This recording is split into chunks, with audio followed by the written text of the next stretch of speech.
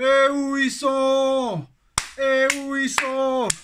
Et où ils sont les Marseillaises? La la la la la la la la. Salut Nono. Salut Nono. Salut Nono, no. C'est même plus marrant. Même à 10 contre 11, on les fracasse. Nono, victoire du Paris Saint-Germain ce soir. 2-0. 2-0 sans Nuno Mendes. 2-0 sans Marquinhos. 2-0 sans Skriniar. 2-0 sans Ugarte. 2-0 sans presque personne. Non, j'exagère, mais voilà, beaucoup de titulaires en début de saison n'étaient pas là ce soir parce qu'on nous dit Marseille, ils avaient beaucoup de blessés, ils avaient beaucoup de blessés. Bah nous aussi on avait énormément de blessés, Skriniar, Kipembe, Marquinhos, Nuno Mendes, Ugarte sur le banc, etc. Nono. Première mi-temps, c'était pas du football. On va très vite passer là-dessus, Nono. À part Dembélé, il y a que lui qui essayait de tenter quelque chose, mais que ce soit du côté de Marseille ou du côté du PSG, première mi-temps catastrophique. Le match a duré 45 minutes de jeu, Nono. Après, c'est vraiment ce carton rouge de Beraldo à 10 contre 11 qui peut-être modifie les choses. À la mi-temps, Luis Enrique doit revoir un petit peu sa façon de jouer. Et à l'arrivée, on est passé à Paris Saint-Germain en mode contre-attaque, Nono. On laisse venir Marseille et après ça va à 200 à l'heure. Le but de Vitinha, c'est à montrer dans les écoles de foot. Récupération de Vitinha pour Dembélé. Dembélé pour Vitinha qui élimine un joueur exceptionnel. Moi, j'ai jamais vu Marco Verratti faire ça. En tout cas, faites ce que vous voulez. Et en plus de ça, il a remis à Dembélé, qu'il a remis en une touche de balle à Vitinha qui marque. Franchement, Nono, Vitinha, c'est du très très lourd cette année. Pour moi, le meilleur milieu de terrain parisien de la saison. Et puis en plus de ça, un match exceptionnel comme j'en ai rarement vu, Nono. Alors là, c'était pas un Italien ce soir, c'était Manuel Neuer. Manuel Neuer, Gigio Donnarumma. Arrêt sur arrêt, parade sur parade, double arrêt, triple arrêt, quadruple arrêt, quintuple arrêt. Il a été exceptionnel. L'homme du match, Donnarumma ou Vitinha. Mettez en commentaire ce que vous en pensez. Un Dembélé aussi très précieux, Nono. Hakimi en deuxième mi-temps qui s'est réveillé. En première, il faisait que des conneries, que des pertes de balles. Énormément de pertes de balles en première mi-temps, que c'est très inquiétant ça par contre, parce qu'il faut faire attention. Beaucoup de pertes de balles, mais entre Hakimi de la première et la deuxième, c'est incroyable. Par contre Mbappé, lui, il a été fantomatique, Nono, inexistant. Et je pense que cette équipe, Nono, a un avenir sans Mbappé. Et je pense que peut-être, je parle pas trop vite quand même, parce qu'il suffit qu'il mette un triplé contre le Barça et il va nous faire fermer notre bouche. Mais peut-être que je pense que cette équipe peut briller sans Mbappé à l'avenir. Mais en tout cas, Nono, comme un fou, 2-0, même à 10 contre 11, on continue à les fracasser. Définitivement, le PSG est le meilleur club français. Et en plus de ça, le meilleur club français de l'histoire de la Ligue 1 et du football. Il n'y a même pas à chercher midi à 14h, parce que le PSG a seulement 54 ans. Marseille, ils ont 130 ans, frère. En plus de ça, devant 67 000 spectateurs, t'as même pas tes supporters qui sont avec toi. Lucho aussi, Luis Enrique, les bons changements au bon moment. Le mec, il change de tactique. On laisse tomber la possession de balle, Nono. On passe en contre-attaque en deuxième. Ça, on n'a jamais vu ça avec les précédents coachs. Le mec, il a les couilles à 1-0. À 1-0, Nono, le mec, il a les couilles de sortir Mbappé, de sortir Dembélé, pour faire rentrer Ramos, qui en plus de ça marque. C'est franchement là, peut-être, alors je ne veux pas trop parler trop vite, on verra mercredi contre Rennes et la suite en Ligue des Champions. Mais je pense que là, cette fois, on a vraiment le coach qu'il nous faut, Nono. Qu'est-ce que tu penses de tout ce que j'ai dit? Et qu'est-ce que tu penses de cette victoire parisienne à 10 contre 11, 2-0 au Vélodrome face à Marseille? Eh ben, Sacha, un match très bizarre à débriefer. Très, très bizarre. Pourquoi? Parce que première mi-temps, on va dire, bon, à oublier, comme tu as dit, mais on était un petit peu en difficulté avec la fougue marseillaise. Scatoumi, d'ailleurs, qui avait plus rien dans les jambes en deuxième mi-temps. Et bizarrement, en deuxième mi-temps, contrôle total du match. Malgré tout, j'ai quelques réserves que je vais dire quand même. Bon, on va commencer par Donnarumma. Bon, ben, je pense qu'en ce moment, on a le meilleur gardien au monde. Ça y est, il a oublié son traumatisme de Madrid. Je crois que c'est une histoire ancienne maintenant. Il est bien dans sa tête. Gardien exceptionnel. Non. Bon. Sur Donnarumma, hein, le mot exceptionnel est faible. Il a été remarquable. Alors, on va dire stratosphérique. Stratosphérique. Bon, maintenant, j'ai quelques réserves parce que c'est quand même une équipe de Marseille moyenne, malgré tout. On subit encore beaucoup d'occasions. J'ai pas aimé les 10 dernières minutes. Je les ai pas aimées du tout. Heureusement qu'il y a eu ce deuxième but. Bon, puis alors après, moi, je veux parler du coach comme toi. Voilà, Enrique. Attention, je critique pas Mbappé. Tu peux passer à côté d'un match, mais il va pas bien, tu le sors. Chose qui n'avait jamais été faite auparavant. Bravo, monsieur Enrique. Quelques petits doutes maintenant sur pas mal de choses. On subit trop d'occasions. Quelques petites déceptions. Je trouve que depuis son retour de blessure, Zahir Emery est beaucoup moins bien. Je sais pas ce que tu... Franchement, Nono, j'ai l'impression qu'il a pris un petit peu le melon, lui. Et toi, tu m'avais dit non, Sacha, t'es trop dur par rapport au match de l'équipe de France, là. Je sais pas. Non, il a pris... je pense que lui, il a pris un... Je sais pas s'il a pris le melon, je dirais pas ça. Mais je pense qu'on l'a peut-être vu plus beau qu'il l'est. Je pense qu'on l'a un petit peu surcoté quand même. Tout le monde le voyait en équipe de France. Ça y est, c'est le meilleur. Ils ont recommencé un peu les journalistes. Attention, Nono, Lucas Hernandez a été catastrophique aussi ce soir. Faut pas l'oublier. Voilà, Non, mais attends. Il a 18 ans, tu peux louper un match. Mais je trouve qu'en ce moment, c'est difficile pour lui. Tiens. Alors, espérons que ça soit une méforme passagère. Bon, après, une grosse révélation et qui confirme, c'est Vitinha. 7 buts depuis le début de saison, plus beaux les uns que les autres. Voilà quoi. Il a mis plus de buts que Verratti en 10 ans, en une saison. Tout à fait. Alors Nono, juste 2 secondes, juste t'interromps parce que y a encore un journaliste qui a dit pourquoi vous avez sorti Mbappé. Luis Enrique qui répond à sa décision de sortir Mbappé à une demi-heure de la fin. Vous disiez que vous ne compreniez pas ma décision de sortir Mbappé, si ça avait pas été le cas, je m'en fiche. C'est la même musique chaque semaine, c'est très fatigant. Je suis l'entraîneur, je prends les décisions tous les jours. Je ferai la même chose chaque semaine jusqu'à mon dernier jour au Paris Saint-Germain. J'essaye toujours de trouver la meilleure solution pour mon équipe. Là, en tout cas, c'est clair. Bravo à lui, voilà. Bon, maintenant, on va pas cracher sur Mbappé avec tout ce qu'il a apporté au PSG. Il a été décisif dans le changement. Le changement a été décisif. Le choix gagnant. Il n'était pas là ce soir. Il n'y a aucune raison de ne pas le sortir. Voilà. Bravo, monsieur Enrique. C'est pas cracher sur Mbappé de dire ça. Voilà. Je t'ai dit mes réserves. On subit encore un peu trop d'occasions. Mais je pense qu'on va dans le bon sens.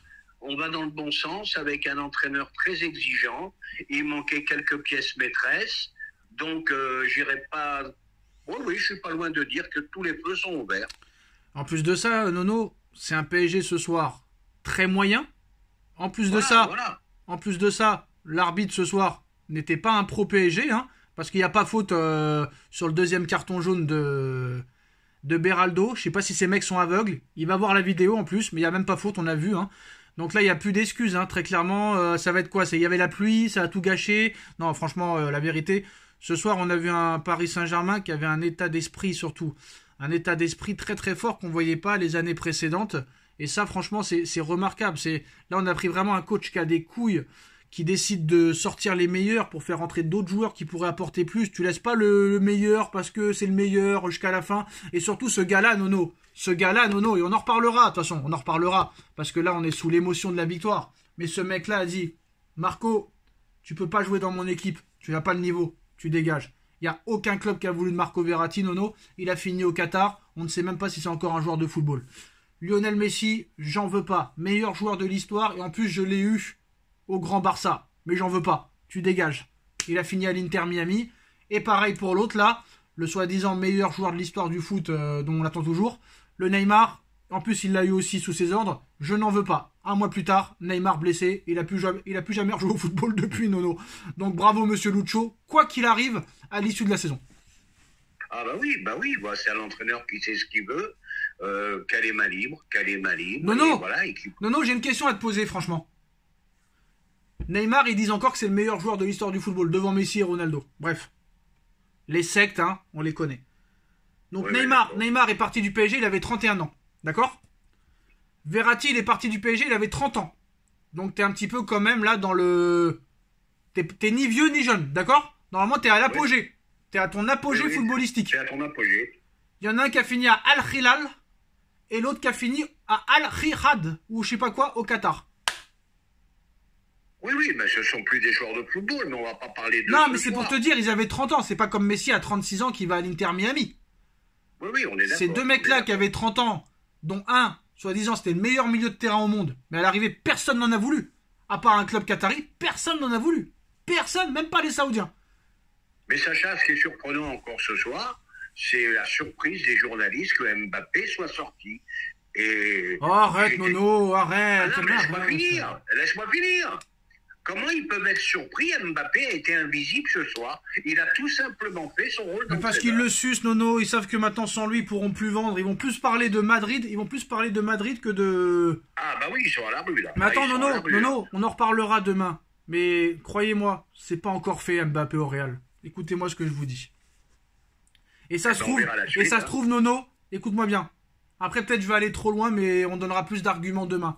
Ça se trouve, c'est même Mbappé qui va vouloir rester et c'est Paris qui va le dégager peut-être. Va savoir. Alors, pour en revenir sur le match, bon, bah, tu gagnes encore un Classico avec un PSG moyen, un Mbappé absent, un Colomboigny absent. Ah, faudra dire un petit mot sur notre ami Ousmane. Malgré ses fulgurances, que de pertes de ballon, Ouais, mais c'est pas... Non, mais tu vois, quand un match comme ça, quand t'es le seul à essayer de faire quelque chose, t'es passeur décisif encore ce soir, donc on le critique souvent, mais c'est quand même sa 12e passe décisive ce soir. N'importe quel joueur individuel ce soir sur l'action avec Vitinha aurait tiré au but. Lui, il fait la passe, Nono. Et ça... oui, je suis d'accord. Ça, c'est beau. Mais alors, bon, il a un jeu à risque, hein, c'est normal qu'il y ait du déchet, mais alors, beaucoup de pertes de ballon. Oui, mais il n'y a pas que lui, Nono. Hakimi, combien de ballons il a perdu en première mi-temps? Lucas Hernandez, combien de ballons il a perdu en première mi-temps? Et à un moment donné, le Donnarumma, il devait avoir mal à la tête à un moment donné. Le Donnarumma, il devait avoir mal à la tête. Le Lucas Hernandez, il m'inquiète un peu aussi, lui, en ce moment. Hein. Ouais, et puis, parce qu'il paraît qu'on lui reproche apparemment sa vie de fêtard à Paris. Voilà, c'était sûr. C'est possible. Même en équipe de France, ça lui a été reproché. Par contre, Nono, moi, j'ai regardé un petit peu City cet après-midi. City Arsenal. Tu vois, c'était un match très, très moyen, très ennuyeux. Attends, Nono. Je vois City Arsenal, qui sont encore en quart de finale de Ligue des Champions. Je vois le Real. Je vois le Barça. Franchement, les deux grosses, les équipes qui jouent le mieux au football cette année ne jouent pas en Ligue des Champions. C'est Liverpool et c'est le Bayer Leverkusen. Le Bayern qui perd 2-0 chez lui contre Dortmund qui était 4e de Bundesliga. City Arsenal, match pour le titre. Les deux n'ont pas pris de risque et ont assuré le 0-0. Real, bof, le Barça à l'arraché. J'aime pas que tu dises ça d'habitude, mais là, si vraiment il y a un concours de circonstances et... Je pense que ça peut être vraiment l'année ou jamais. Voilà, voilà. Peut-être que cette année, les planètes sont alignées, c'est possible. Il faut juste... Et attends, moi je te dis, Nono. T'as vu qui c'est qui marque le doublé au Real ce soir? Rodrigo. Rodrigo qui a pas dit son dernier mot aussi. Sur une passe décisive de Brahim Diaz, excusez-moi, et de Bellingham. Moi, je suis désolé, Mbappé, pas de problème, Nono. Mais est-ce qu'il est vraiment sûr que c'est la meilleure solution pour lui d'aller au Real Madrid? Le Brahim Diaz qui est en pleine bourre. Le Rodrigo qui est en pleine bourre. Le Vinicius qui est en pleine bourre. Le Bellingham qui est en pleine bourre. Le Hendrick qui va arriver. Je suis désolé, Nono, moi je vois pas ni Rodrigo ni Vinicius sauter. Le mec, il va devoir jouer dans l'axe. Hein. Il va devoir jouer dans l'axe s'il veut aller au Real. Bah après, c'est pas notre problème, mais voilà. C'est... Carrément, ce soir, Bellingham, il a joué 9, Bellingham, ce soir. Pour te dire. Ah, les places vont être chères chez les Méringues l'année prochaine. Hein. Non, mais quand je vois le Barça jouer, Nono, moi j'ai vu un Barça inoffensif hier. Ce week-end, on n'a rien vu d'exceptionnel. Donc à un moment donné, t'as pas le droit d'avoir peur de ce Barça-là. C'est interdit d'avoir peur de... j'ai rien vu d'exceptionnel. Voilà. Même City, Arsenal, match très très moyen. Nono, je vais pas te mentir. Xavi ou pas Xavi, Pedri ou pas Pedri, Kurbarsi ou pas Kurbarsi, Lewandowski ou pas Lewandowski. Si on voit un PSG sérieux, Nono, et un PSG efficace devant le but, au match aller comme au match retour, il y aura même pas bagarre. Moi, je te le dis la vérité. Ouais, mais on aura quand même besoin d'un grand Mbappé quand même. Hein. D'un grand PSG. Et d'un grand PSG. Et d'un grand Luis Enrique, mais je pense qu'il faut faire la différence au match aller, moi. Vraiment. Ben, je pense aussi. Ils seront pas dans leur stade au match retour, ce sera pas le Camp Nou. Donc je pense qu'il y a vraiment moyen. Il y a vraiment moyen de faire quelque chose cette année et on en reparlera plus précisément, plus tranquillement. Mais là, franchement, moi je suis content quand même parce que ces Marseillais-là, quand même, ces mecs-là, ça fait 12 ans qu'ils ont rien gagné. Non, 12 ans. 12 ans qu'ils ont rien gagné et ils ont toujours mis ça sur la faute du PSG. Alors qu'il y a beaucoup d'autres équipes qui ont gagné des Coupes de France. Il y a Strasbourg qui a gagné la Coupe de la Ligue ou je sais pas quoi. Il y a Evian à l'époque qui avait gagné une Coupe de France. Il y a Monaco qui a gagné la Ligue 1 en 2017. Il y a Lille qui a gagné la Ligue 1 en 2021. Les 2 dernières Coupes de France, c'est pas le PSG qui gagne. Donc à un moment donné, il faut arrêter de mettre toujours l'excuse sur l'argent. L'argent, combien sont Marseille, Nono? Combien sont Marseille au classement? C'est toujours la faute du PSG. Lyon, c'est la faute du PSG. Non, alors je vais vite t'arrêter. Faut arrêter. Je vais vite t'arrêter.